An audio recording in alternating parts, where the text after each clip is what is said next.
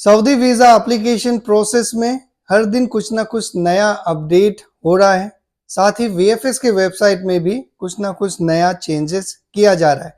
आज के इस वीडियो में मैं आपको सऊदी वीज़ा एप्लीकेशन प्रोसेस का जो लेटेस्ट प्रोग्रेस अपडेट है वो मैं शेयर करूंगा।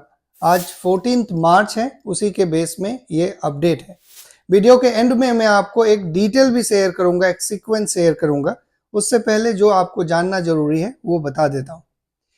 आज 14 मार्च है और आज के डेट तक सिंगल एंट्री वीजा ही इशू किया जा रहा है सऊदी अरेबिया के लिए।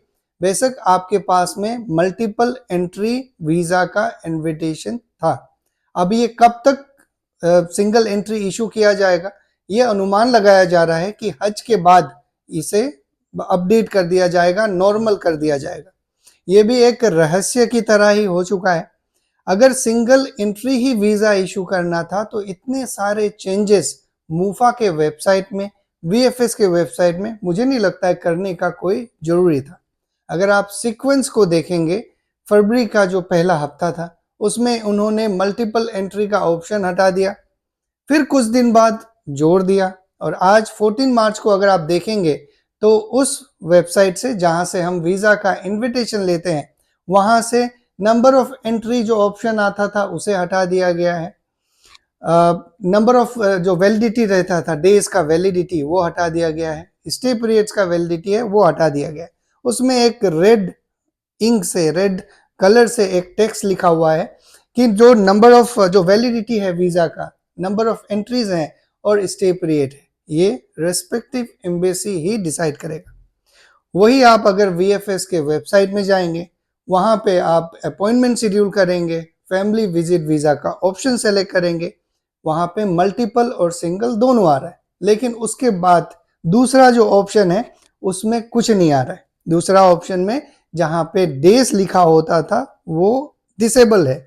अब जब उसमें डेज ही नहीं आ रहा है, 60, 90 या 0 तो कर देते कम से कम, ताकि आप अपॉइंटमेंट तो शेड्यूल कर लेते, लेकिन वो भी नहीं आ रहा है।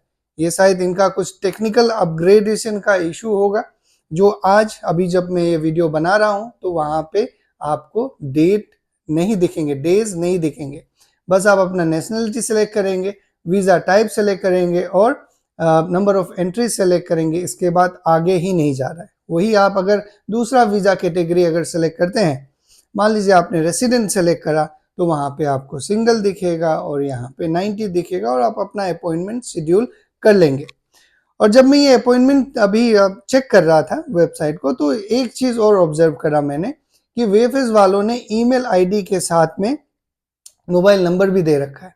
तो अब मोबाइल में भी हम उन्हें कांटेक्ट कर सकते हैं। मैं कोशिश करूंगा कुछ मोबाइल नंबर्स को सेव करके व्हाट्सएप में चेक करने का कि उनका व्हाट्सएप भी काम कर रहा है या नहीं कर रहा है। उनसे भी चेक करूंगा और आप लोगों के साथ शेयर करूंगा। अब तक मैंने आपको बताया है कि क्या वीजा मल्टीपल हो रहा है या सिंगल हो रहा है। बिल्कुल सिंगल हो रहा है। क्या अभी वीजा इनविटेशन मल्टीपल हो रहा है इशू? नहीं, बिल्कुल नहीं हो रहा है। ना मल्टीपल का हो रहा है ना सिंगल का हो रहा है। बस एक नॉर्मल इनविटेशन इशू हो रहा है जिसमें ना तो नंबर ऑफ एंट्रीज हैं, नंबर ऑफ डेज हैं, बस ब्लैंक हो रहा है। अब आपको ये पता नहीं कि आपका जो इन्विटेशन है वो कौन सा है, मल्टीपल एंट्री वाला है या सिंगल एंट्री वाला है, 365 डेज वाला है या 90 डेज वाला है, ये किसी को नहीं पता। अब जब आप वीएफएस के वेबसाइट में जा रहे हैं, वहां में आप अपॉइंटमेंट शेड्यूल करने के लिए, तो वो आगे बढ़ ही नहीं रहा है। कल क्या होगा पता नहीं, कल कुछ अपडेट होता है तो मैं डेफिनेटली जो मेरा कम्युनिटी पेज है उस पर शेयर करूंगा। डिस्क्रिप्शन में व्हाट्सएप चैनल का लिंक है, वो आप फॉलो कर लीजिए। छोटे छोटे अपडेट्स मैं आप लोगों को उसमें शेयर करता रहूंगा। अब जिन लोगों के पास में इनविटेशन है, उनका ये कंसर्न था कि भाई वो इनविटेशन का वैलिडिटी कितना होता है। उसके लिए आप जो कल मैंने एक वीडियो पब्लिश करा था वो आप देख लीजिएगा। अब यही एडवाइस किया जाता है कि अगर जिनको नहीं आना है, अभी इतना अर्जेंट नहीं है, तो इस तरह के अनसर्टिनिटी सिचुएशन से बाहर निकलिए और हज खत्म होने का इंतजार कीजिए। जैसे ही हज खत्म होता है वैसे ही ये सारी चीज सामान्य हो जाएंगे, नॉर्मल हो जाएंगे, जैसा मेरा मानना है। क्यों मैं ऐसा समझता हूं? क्योंकि जो कारण है इन सारी चीजों को हटाने का, मल्टीपल एंट्रीज और ये सारे नए चेंजेस के, वो इसीलिए क्योंकि जो अनऑथराइज्ड गेस्ट हैं वो हज में चले जाते थे, जिससे क्राउड मैनेजमेंट इशू होता था।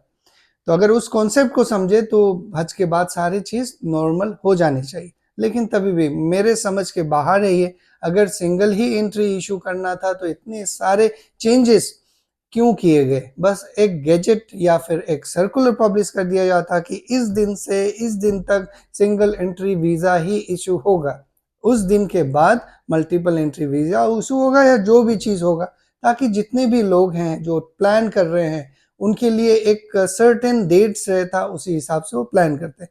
लेकिन अब ऐसा हुआ नहीं, जिसके वजह से मैं और बाकी लोग आप लोगों को अपडेट कर रहे हैं यूट्यूब के वीडियो के जरिए। तो मैं उम्मीद करता हूं कि ये अपडेट्स आप लोगों को कहीं ना कहीं हेल्प करेगा, बाकी लोगों के साथ भी शेयर कीजिएगा। Thank you very much, take care.